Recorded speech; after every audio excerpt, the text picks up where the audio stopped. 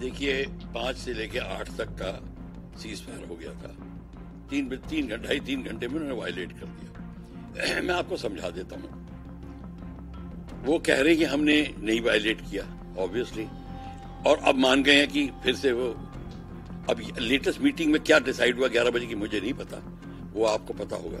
पर ये बताइए मुझे कि जब सीज फायर अनाउंस कर दिया, अगर उन्होंने वायलेट किया तो ऐसे होता मैकेनिज्म ये है कि 400-500 किलोमीटर का बॉर्डर है, दोनों साइड में गन्स हैं। अच्छा, सीज फायर का इंस्ट्रक्शन हो गई है, किसी एक पोस्ट के ऊपर कोई आवाज आई, उन्होंने गलती से फायर कर दिया, या कोई बात हुई होगी, कोई कुछ दिखाई दिया, उन्होंने फायर कर दिया। जब वो फायर करते हैं तो इधर साइड मैंने फायर कर दिया, ये फायर हुआ तो उधर से फायर आ गया, वो फायर हुआ तो उधर से फायर आ गया।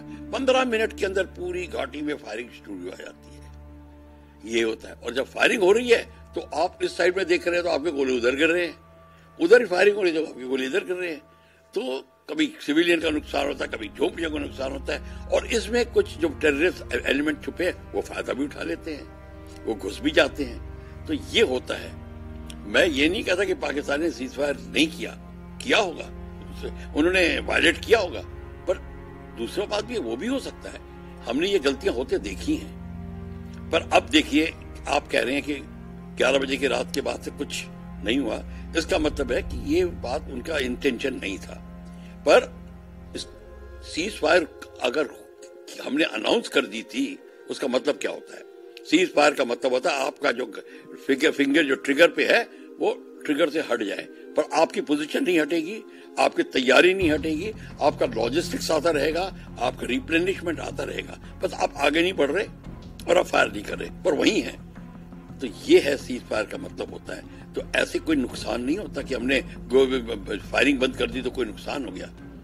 हाँ, इससे एक और पहलू इसका ये है, अगर सीज फायर हुई थी, अनाउंस हुई थी, पाकिस्तान को जरूरत थी, वो शायद अपनी तैयारी पूरी करना चाहता हो और फिर बाद में 3-4 दिन के बाद में, हफ्ते के बाद में फिर स्टार्ट कर दे।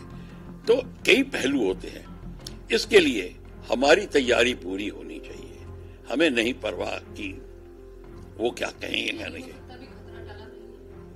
हमें कोई, पहली बात खतरा नहीं है, कोई लड़ाई है उसमें कोई खतरे की बात नहीं है। हमको मेंटली ये देखना चाहिए कि, और दूसरा ये है, every time we should not be retaliating, they should be retaliating, we should be active. तब एनिमी दबता है। आप दबते रहेंगे और जवाबी कार्रवाई करते रहेंगे तो इनिशिएटिव उसके हाथ में रहेगा। उसको दबाने का एक ही तरीका है, आप उसको इधर भी दबाइए, इधर भी दबाइए, चाहे लोग दुनिया क्या कहे। आपको वोट नहीं लेने इस समय दुनिया से, आपको ये काम करना चाहिए। ये मेरी एडवाइस होगी। मैं ये नहीं कहता कि ये एसओपी है, पर ये एडवाइस मैं बता रहा हूं कि इस समय ये होना चाहिए, क्योंकि हमारा एम क्लियर है। हमारा एम ये है टेररिज्म को हटाना, which is coming through sleeper cells in India.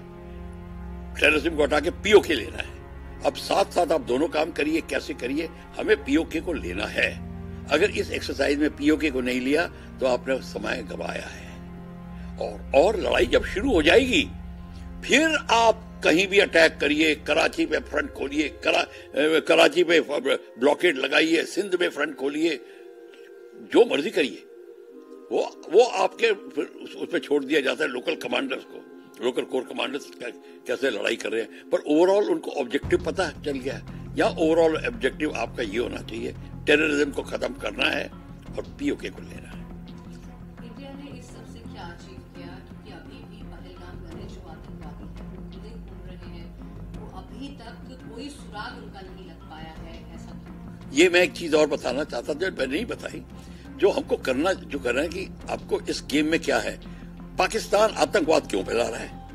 Pakistan नहीं फैला रहा, पाकिस्तान की आर्मी फैला रही है। पाकिस्तान के बच्चा और जूनियर और यूथ अब तंग आ चुका है। तो ये पाकिस्तान की आर्मी क्यों फैला रही है? क्योंकि पाकिस्तान की आर्मी 85% ऑफ द पाकिस्तान का जो कमर्शियल एक्टिविटी है उस पर कंट्रोल करके बैठी है। उसके लिए उसको सत्ता पे बैठना है। सत्ता पे बैठने के लिए उसको ये प्रूफ करना है कि हमारी बड़ी जरूरत है।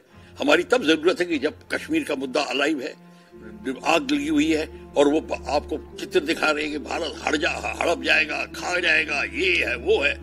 तो आप टेररिज्म को अलग कर रहे हैं, और टेररिज्म को करना आपके लिए बड़ा आसान है, क्योंकि भारत में स्लीपर सेल जितने हैं, कश्मीर से कन्याकुमारी तक, किस स्टेट में नहीं है? हर स्टेट में है। जो रेडिकल इस्लाम को सपोर्ट करते हैं वही स्लीपर सेल हैं। तो उनका गेम बड़ा फिट है, वो इसलिए वो करते रहेंगे, आप जो मर्जी कर ले। जब तक पाकिस्तान की आर्मी सत्ता में है, आप मान के चलिए कि ये होता रहेगा। हाँ, 6-8 महीने के लिए रुक सकता है, 1 साल के लिए भी रेस्पाइट मिल जाए तो आप सोचेंगे खत्म हो गया, ये नहीं है। और इसके लिए उन्होंने मुल्लों को पाला हुआ है, मुल्ला एलिमेंट्स पाले हुए हैं, ISI उनको पालती है, तभी VIP ट्रीटमेंट मिलता है उनको, ये कौन से जितने भी है। और एक को ब्लैक लिस्ट करते हैं, उसका नाम चेंज करके पूरा करते हैं। आपकी इतनी बड़ी लंबी लिस्ट है, हम एक्चुअली टाइम बहुत बर्बाद करते हैं उनका नाम लेने में। एक्शन एक ही है सबके खिलाफ, पर हम नाम लेते हैं, उनके बाप का नाम लेते हैं, हिस्ट्री बनाने लगते हैं। कोई उसकी जरूरत नहीं है। They are all one. कोई आपका दोस्त नहीं है, शुभ चिंतक नहीं है। उसके ऊपर कार्रवाई करिए, और घड़ी घड़ी भागना, देखो उसको करिए। IMF का लोन को मिल गया उसको, क्यों मिल गया? क्योंकि उसके समर्थक हैं। IMF में डिसीजन मेकिंग बॉडी में उसके समर्थक है। एंड अमेरिका की इतनी स्ट्रांग पोजीशन है कि वो रोक सकता था, उसने रोका। ये सब कोई नहीं, आपके साथ कोई नहीं है। ये मीठी मीठी बातें करने वाले वो है।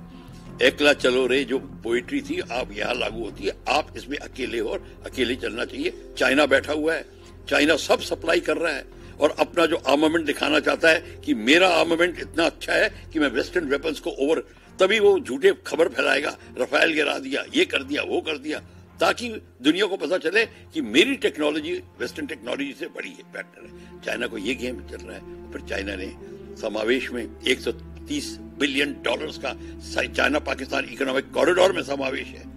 उसको क्या उसको बचाना चाहता है। इस समय चाइना को ये देखना है, भारत से बना के भी रखती है थोड़ी, तभी डायरेक्ट अटैक नहीं कर रहा।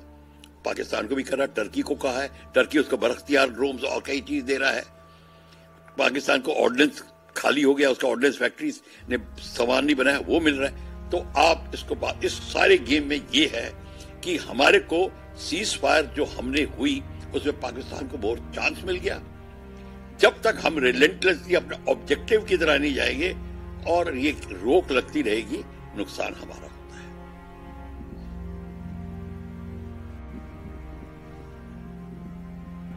Sir, there was an understanding sought between India and Pakistan, but after 3 hours only we saw a breach by the Pakistan side.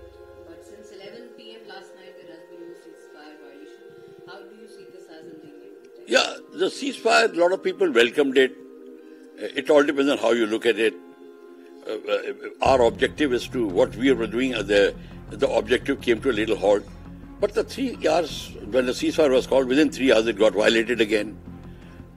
The violation takes place due to various reasons. Somebody is intending to violate for some reason, or what happens is when it's a 3 to 4, 500 kilometer long border with guns on both sides are fully armed, fully ready to fight, and in some remote corner, due to a movement at night, some animal movement or anything, once some people feel threatened, some post, they start firing. Just fire about a burst, say half a second, 2 minutes burst of one, or some shells fire. The neighboring, they don't know what's happening at night, they start firing, then they other fire, then they fire. Within 15 minutes, the entire front is like a Diwali is taking place, it starts.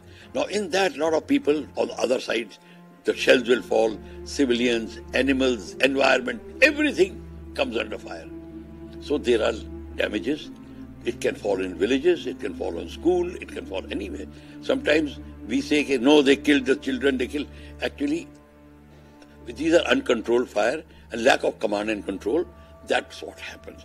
So this is what the thing. But when the ceasefire has taken place, and our objective, you see, has to be very tailored accordingly. What was our objective into this? That we have to finish the terrorist. How to finish the terrorist? Sleeper cell within India to be eliminated, along with all the border posts which are where the terrorists are jumping with the help of the Pakistan army. They have to be destroyed and captured. And slowly POK should be captured. That is the thing.